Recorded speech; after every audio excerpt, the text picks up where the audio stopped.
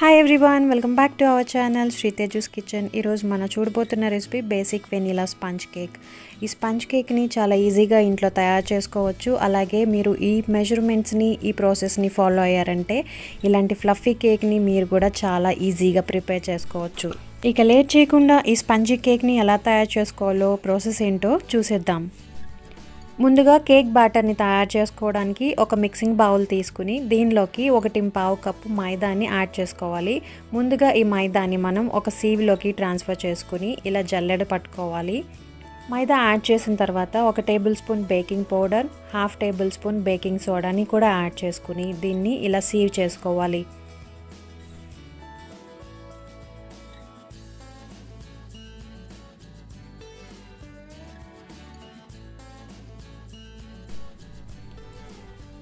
ఇలా సీవ్ చేసిన తర్వాత ఈ ఫ్లోర్ మిక్చర్ని ఒక పక్కన పెట్టుకోవాలి.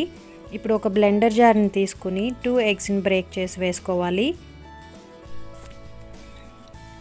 తర్వాత 1/2 కప్ షుగర్, 1/4 కప్ కుకింగ్ ఆయిల్ని యాడ్ చేసి హై స్పీడ్లో 2 మినిట్స్ పాటు క్రీమీ టెక్స్చర్ వచ్చే వరకు బ్లెండ్ చేసుకోవాలి. ఎగ్స్ని యాడ్ చేయడం ఇష్టం లేని వాళ్ళు ఎగ్స్ ప్లేస్లో 1/2 కప్ కర్డ్ని యూజ్ చేసుకోవచ్చు. ఇలా 2 మినిట్స్ బ్లెండ్ చేసిన తర్వాత క్రీమీ టెక్స్చర్ వచ్చింది కదా. ఇప్పుడు దీన్ని మనం ఒక మిక్సింగ్ బౌల్లోకి ట్రాన్స్ఫర్ చేసుకుందాము.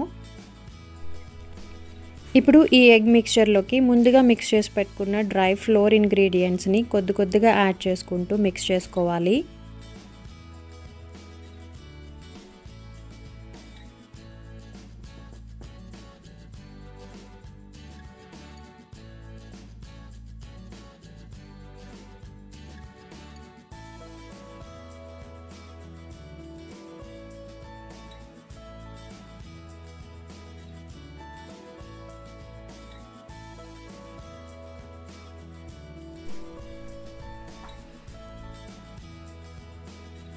ఇలా ఫ్లోర్ అంతా వేసి కలపడం అయిన తర్వాత దీనిలోకి 1/3 కప్ రూమ్ టెంపరేచర్ మిల్క్ని యాడ్ చేసుకోవాలి. ఇది కాచి చల్లార్చిన మిల్క్.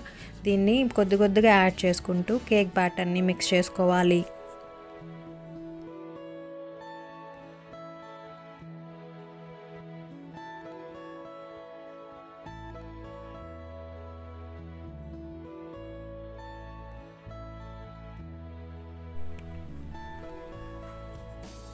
ఇప్పుడు దీనిలోకి 1 టేబుల్ స్పూన్ వెనీలా ఎసెన్స్ని యాడ్ చేసి కేక్ బ్యాటర్ అంతా కూడా బాగా మిక్స్ చేసుకోవాలి.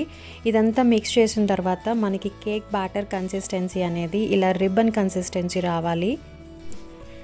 కేక్ బ్యాటర్ రెడీ అయిపోయింది. ఇప్పుడు మనం కేక్ మౌల్డ్ రెడీ చేసుకుందాము. ఈ కేక్ మౌల్డ్లోకి కొద్దిగా ఆయిల్ని కానీ బటర్ కానీ అప్లై చేసుకోవాలి.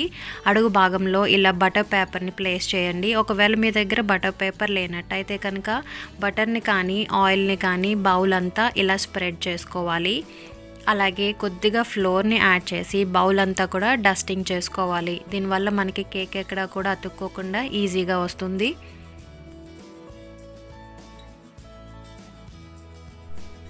ఇలా డస్టింగ్ అంతా అయిన తర్వాత ఎక్సెస్ ఫ్లోర్ ఏదైనా ఉంటే డిస్కార్డ్ చేసేసుకోవాలి. ఇప్పుడు ఈ కేక్ మౌల్డ్లోకి బ్యాటర్ని ట్రాన్స్ఫర్ చేసుకోవాలి.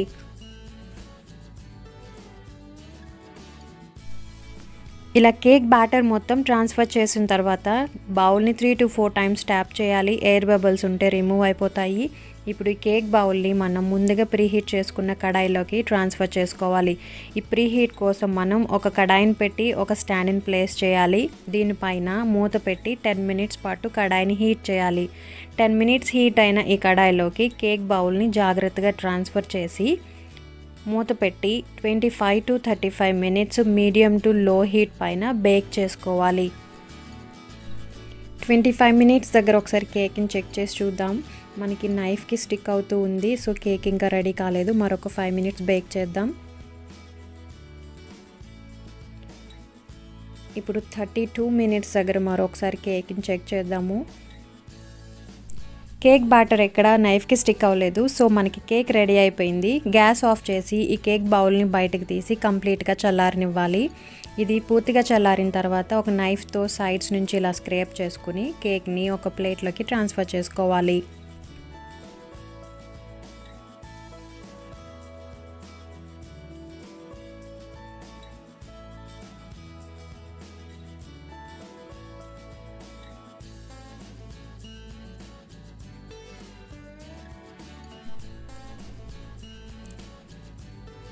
కేక్ టెక్స్చర్ అయితే చాలా స్పంజీగా సాఫ్ట్గా వచ్చింది. ఒకసారి కట్ చేసి చూద్దాము.